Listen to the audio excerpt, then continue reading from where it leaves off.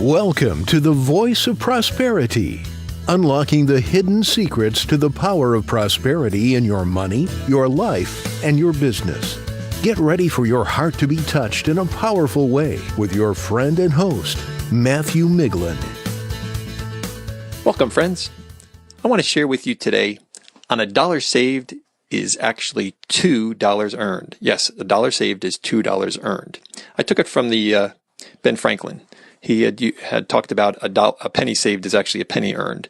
And he didn't have inflation back then. And he also, we don't value a penny today like they did back then. So I've switched it to a dollar to create some value in people's mind. And also because of inflation, it actually affects us. So a dollar is not really a dollar. It's actually, a lot more than that, or a lot less than that. So I want to add the principle of a dollar saved is actually $2 earned. And I want to share it with you today. I believe you're really going to find this to be enlightening and you're going to learn a lot from this. So listen up. I want to tell you some stories here. Let's say you want to go out and you want to actually buy a flat screen television set. And let's say you found one on sale at Best Buy for $1,000, and you saying, you know what, I'm ready to buy this. I want one. I need one. Mine's broke, whatever. And you go out and you're at the store ready to give them your credit card and pay for this. Well, before you do, and I encourage this with anything anyone buys, if you don't absolutely have to have it that day, what you need to do is do your research. Doing your research can save you hundreds, if not thousands of dollars every year on even little things that you buy overall. But here's how it works.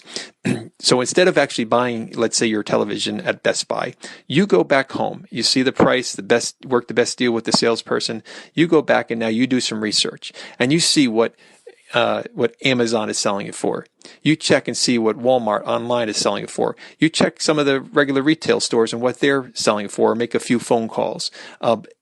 You'd be surprised how many places, or sometimes just out of the blue, someone is actually selling something at a huge discount, or a place that maybe is selling things wholesale, or maybe you buy it from a place online like Alibaba from made in China, since most of our electronics and televisions are made in China anyway. Why not buy direct and actually save some money as well? So let's say you do your research and you find that you're actually able to buy this television set for, instead of $1,000 with a discount, you're actually able to sell it, or buy it, at actually for $600. So that's a $400 savings.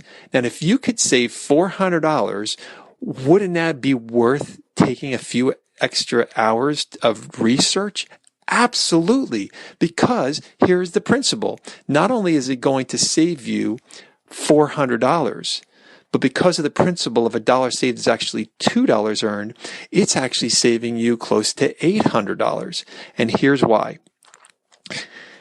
When you want to, let's say, buy this television at the full price of $1,000, you're going to have to make $2,000 in income gross and pay, we're going to use for a number easy to work with here, 50% in taxes, in between, unemployment and all the federal taxes you have to pay in your payroll, and your state taxes, and even the additional sales tax you'd have to pay on a higher price item. All that added in it gets close to 50%. But let's say you're not quite that, but let's use that number just for making the ease of this conversation. So you actually have to earn $2,000 in gross to have 50% of your taxes paid, to have $1,000 left over to be able to go to the store and actually buy a $1,000 television set. So when you save $400, in reality, you're saving $800 that you would have to earn first before you could actually pay your taxes and go buy that television set. So when you save money, you're saving not just what the current dollar factor is, you're actually saving a lot more. Another example is with a house. You're looking at a house that's $300,000, and let's say you negotiate and you look and you search and you get that house down to let's say $250,000. Let's say you just you're a hard negotiator. You're saving $50,000. So if you're saving $50,000, how much are you actually saving? You're saving close to $100,000 by doing all your negotiating, by searching and by looking and getting the best deal possible for yourself. You've actually saved yourself $100,000 because of the extra time and effort you've made to negotiate. Some people, they get lazy. They don't want to take the extra time, but it's easier to save money than to have to go earn it someplace. And when you save, this is the whole point, is when you save on a house, let's say $50,000, or let's say it's even only just, $5,000. You don't have to go earn that money, for something else in the future. You saved it. So now you have that more that you now can use for something else. So saving money is such a powerful tool and principle. So now here's another principle I want to teach you about. A dollar saved is $2 earned. When you go and buy a car, let's say it's a $20,000 car that you found. Now you're going to have to pay interest on that car. So with, the 5 and 6 year payment plans everybody seems to have now, you're going to pay close to $30,000 for that same $20,000 car. So you'd say, well, it's worth it paying the interest. So in reality, you think you're paying $20,000 for that car. In reality, you're paying $30,000 for a car that's only worth $20,000. But is that true? No, it's not. In reality, you're going to have to earn $60,000 over the next, 5 or 6 years, pay your taxes approximately 50%, to have $30,000 left over for a $20,000 car. So how much are you actually paying for that $20,000 car? You're paying $60,000 for a $20,000 car that's going to eventually break down and not be worth anything. Think about that. Let's take it home a little to a bigger number, a bigger place here that I think will get your attention. The average person eventually in their lifetime buys at least one home, sometimes more than one home. And when we think about buying a home, we always look at the payment amount. Can I afford the monthly payment? Can I afford the $1,200 or the $1,500 or the $700 a month, or whatever your bracket you're in? If you're in the bigger bracket where you're spending $10,000 a month for your mortgage payments, whatever it is, it's the principle still the same. Is if you go and shop and you find a $250,000 house, how much is that house going to cost you?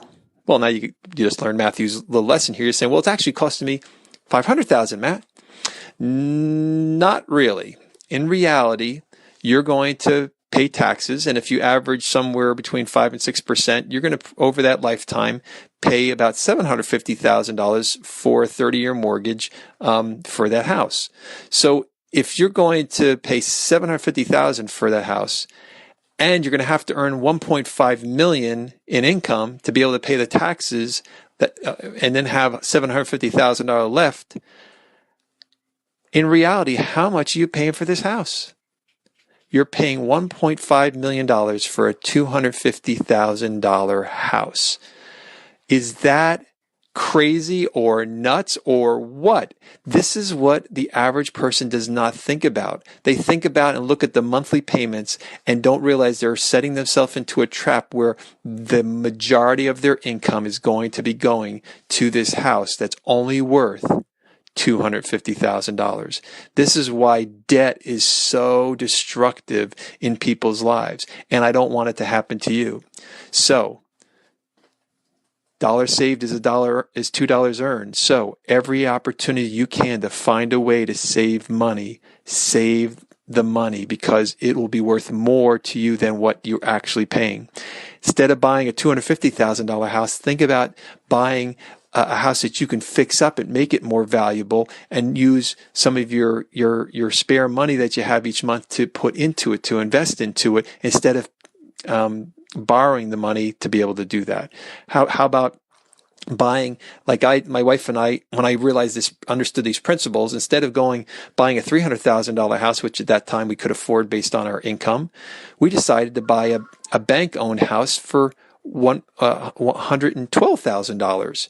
And then we renovated it, and we had a bunch of equity in the house after we got done renovating it and put a lot of our savings into it. So in reality, we only had a small mortgage of $112 or might have been like $120,000, something like that, mortgage instead of a $300,000 mortgage.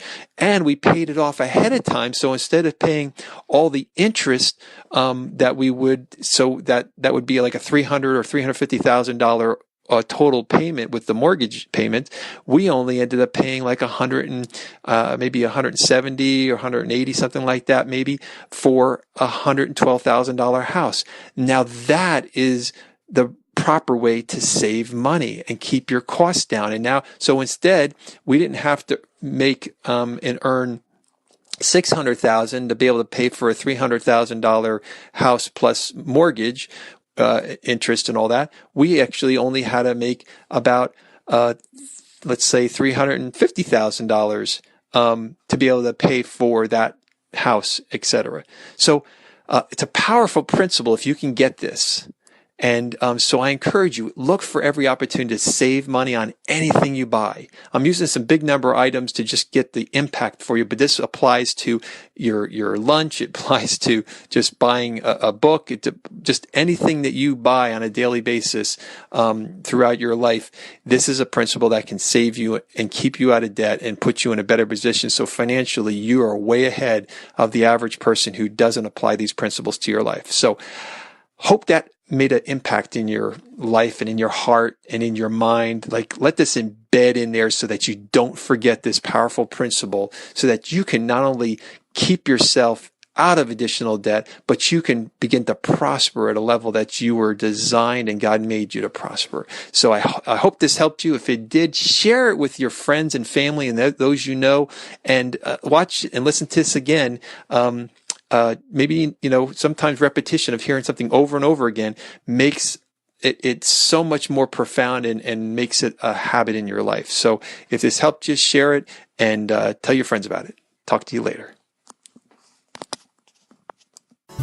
We hope you were blessed with the message today from Matthew Miglin, the voice of prosperity. If so, make the world better by sharing this with a friend to help them prosper as well. To learn more about this and other resources, visit Matthew at voiceofprosperity.com.